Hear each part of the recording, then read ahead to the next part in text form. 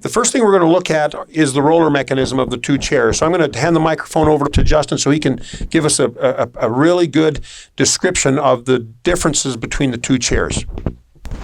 All right, so as we look at these, if you can look in, and I don't know if you can zoom in on those rollers, or what they call rollers, it looks like we've got 8 circulating discs that are ran by 2 different motors, and what these do is run in a circular motion, and that's what comes in contact with the back.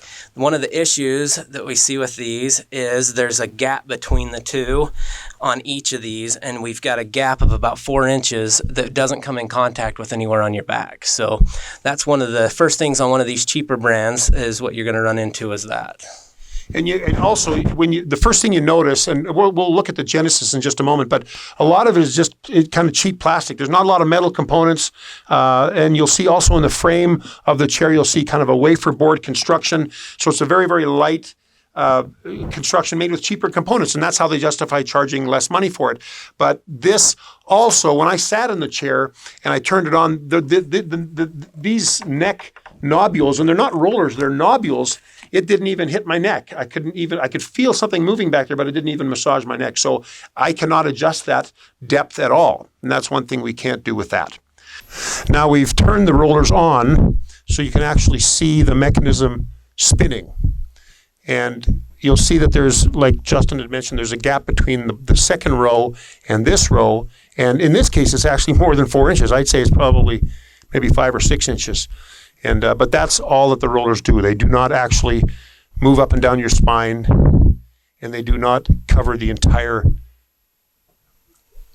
length of the spine. Alrighty, so right now we're looking at the Infinity Genesis, and this is the massage mechanism that's in the back of the machine. One thing that you'll notice on these, so it's got 4 different rollers that go up and down your back that give you the massage. This will come in contact with every part of your back, not just in certain spots. The other nice thing on these is there's a track here, which is an L-shaped track that will run all the way down to almost to the back of your knees and come all the way back up your back. It's got multiple motors that you'll notice. You'll see a lot of metal that's in here. The motors will run not only the track down, it'll run the mechanism in and out, so it gets a 3D effect, so you're actually coming in contact with your back. And then you have the motors that will run for the different features. So you have your shiatsu, your tapping, your kneading, different massages that are much better than just having one contact with one roller that spins in the exact same spot every single time. And I noticed also, you'll see in the quad rollers, you've got 2 rollers at the top that are a little bit more forward and 2 trailing rollers behind. So you actually get 4 rollers that move up and down your entire spine. And also the roller heads are more of a soft, or not a soft, but it's like a rubber, a firm rubber roller mechanism or roller ball, and so it's a little bit more comfortable on the spine. The other chair, the less expensive chair, just uses a hard plastic cone over top of the thing that spins around, and I think the overall feel and the quality of the product of these components is better. Just looking at it, I mean, you can just look at it and you can see a difference in the way that this thing is built. It's definitely a more heavy-duty, more elaborate, a much more sophisticated roller mechanism than the other chair had. So all in all, it's a fantastic roller mechanism. Very, very nicely done. You'll have too on these, there's a lot of different detect sensors that help to detect so that it fills and fits to that particular person that's in it, because we're all different. So that's the body scan then. You're talking about the body scan. Well, why don't we can we bring the camera up and around and see the rollers from the front?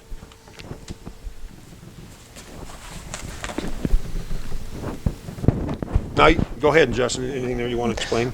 So if you look here, these are the rollers that will actually come in contact with your back. They are spring-loaded, so they will adjust. So you notice I can push these back and forth, and they will run up and down. And that's what comes in contact.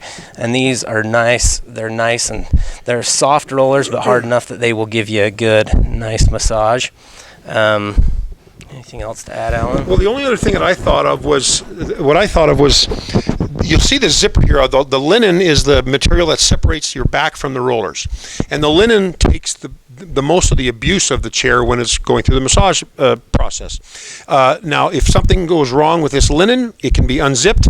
Or when I say goes wrong with the linen, usually it tears or it frays. You can unzip it and replace it.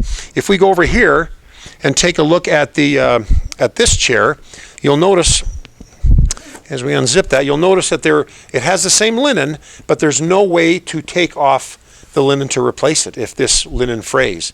And that is one of the most common things that happen in these massage chairs is the linen frays. It drives people nuts because what happens is the linen frays and then it gets caught up in the roller mechanism, whether it's this kind where it spins or that kind where it rolls up and down your back. And so to replace that, you have to replace the whole chair back. So right here we've got pulled apart is the footrest, and this is just showing the bottom of the footrest. A couple of things to note on here. So we've got the same, these are just a disc that spins in circular motion to massage the feet. This is on the cheaper chair.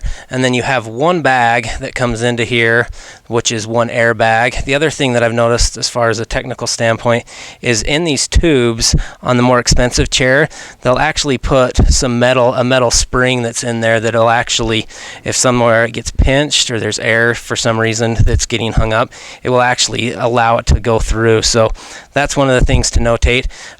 The other thing's the cheapness of the wood that they're doing. It looks like it's a press board or a plywood that they're using on this, and then they're stapling the airbags to the side, just using a foam skirt on it, and then this is just pulling over all the way. If we move over here to the Infinity Genesis, you'll notice a couple of things. The airbags are screwed down, which is really nice, and then this has got 3 airbags, which will actually inflate, which gives you better pressure. On that chair when I was sitting in it, you could barely feel any pressure being applied to your feet, where in this will actually come down and hold your feet nice and tight. And then this one, we couldn't take without cutting this or taking it completely apart, we couldn't get to access to the rollers. We're going to try to see if we can get you some footage of that. But this has 3 different rollers on the bottom that actually roll on your feet, and the middle one is nice because on the arch of your foot, it's a little bit raised so that you can actually get some feeling there, where with the 2, you're not going to get any feeling really on the arch of your foot. This one is made out of a very durable plastic, which will last a lot longer than any type of wood will that will eventually over time break. How about the Achilles bubble there? Oh yeah, and then in the back here, you've got airbags in the back as well that inflate, that actually put pressure on your Achilles to give you a full squeeze. And then these have got calf bags. Some of them will actually have a calf roller as well, which will put some pressure on it.